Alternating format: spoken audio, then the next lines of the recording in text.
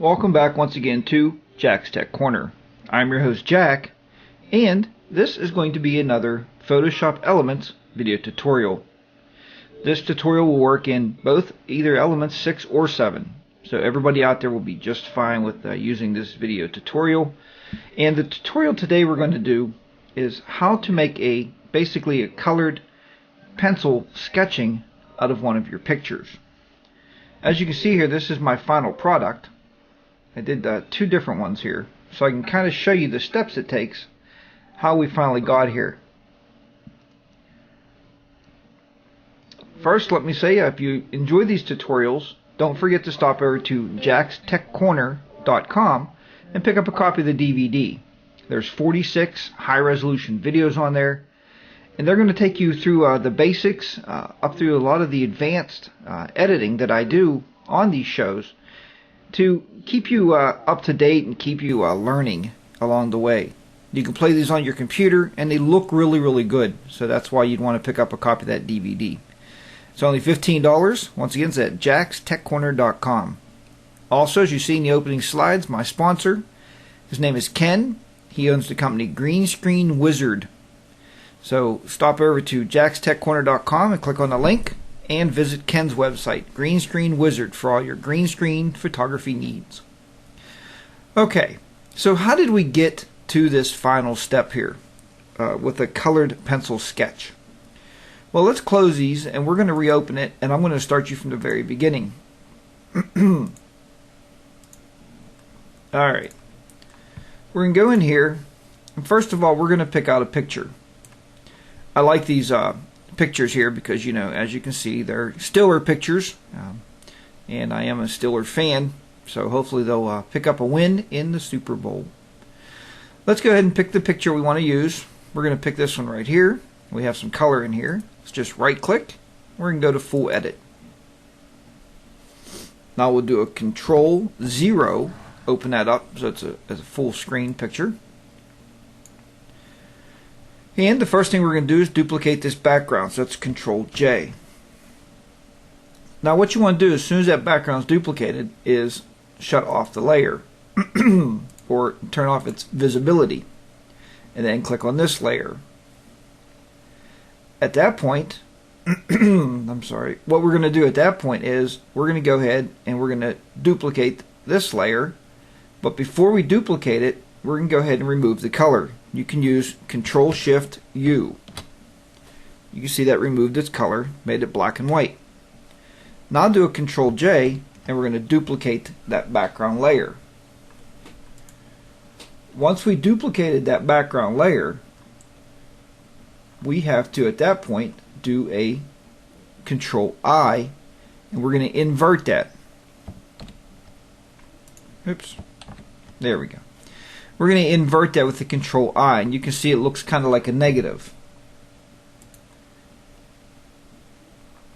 Now, once we get that negative look, we're going to go over to our layer styles, right here, layer styles, and we're going to go to color dodge. Now, when you color dodge it, you're going to know that the screen is white. And I thought, wow, when I first did that, it didn't make sense because I don't want a white screen. I want the picture to show up. So once you have that, let's go ahead and go under Filter, and we're going to go down to Blur, and then pick out Gaussian Blur. Now you can see we have it back. You can adjust this slider back and forth. And what you're looking for is really just some black lines in there without getting it too blurry. Almost like it's a hand sketch or a pencil sketch. Let's click OK. That looks pretty good. And we'll go with that. Next we want to do is we're going to turn this top layer back on, our color layer. And as you'll notice, all the color came back. But what we want to do is take this and we're going to lower its opacity down. You can lower this down and play with this. I found about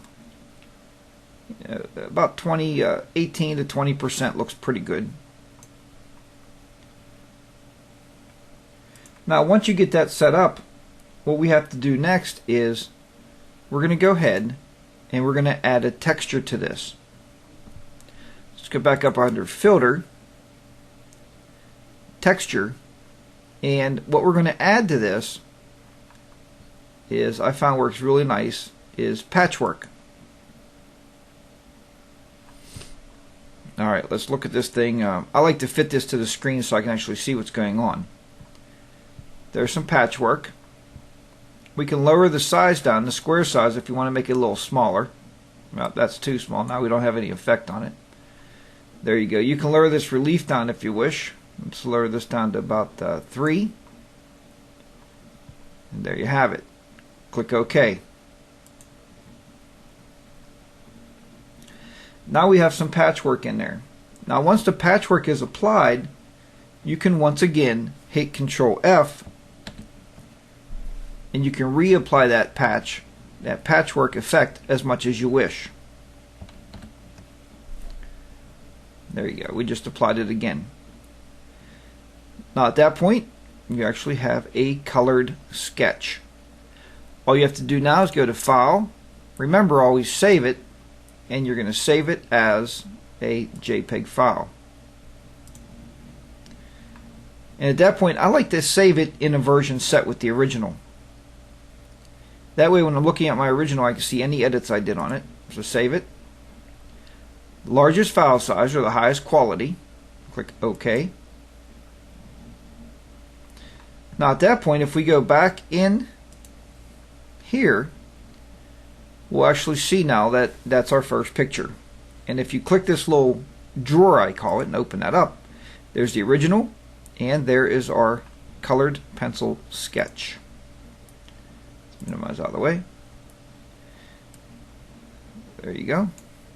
Well, I hope you've enjoyed this short video tutorial on how to create a colored pencil sketch.